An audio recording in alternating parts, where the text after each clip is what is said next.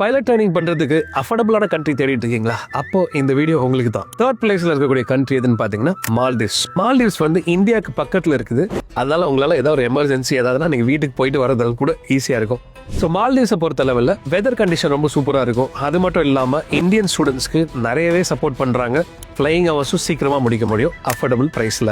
அது மட்டும் இல்லாமல் இன்டர்நேஷனல் எக்ஸ்போஷர் வேணும்னா this is one of the best place. Second பிளேஸில் பிலிப்பைன்ஸ் இருக்கு. பிலிப்பைன்ஸ் கண்ட்ரி பொறுத்தவரையில் இந்தியன் ஸ்டூடெண்ட்ஸ்க்கு ரொம்ப பெஸ்ட்டான பிளேஸ். ஏன் அப்படி சொல்றேன்னு பார்த்தீங்கன்னா இந்தியன் குக்கிங் இருக்கு. இந்தியன் ஸ்டூடெண்ட்ஸ் நிறைய பேர் அஃபோர்டபுளாக அங்கே போய் படிக்கிறாங்க. அது மட்டும் இல்லாமல் 9 to 11 months அவங்களால ஃப்ளைங் முடிக்க முடியும். ப்ளஸ் ஐகோ லைசன்ஸ். அது மட்டும் இல்லாமல் யூஎஸ்ஏ, கனடா போல பெரிய கண்ட்ரியோட அங்கே வந்து பார்த்தீங்கன்னா அஃபோர்டபுளாக அதே குவாலிட்டி ஃப்ளைங் கிடைக்குது.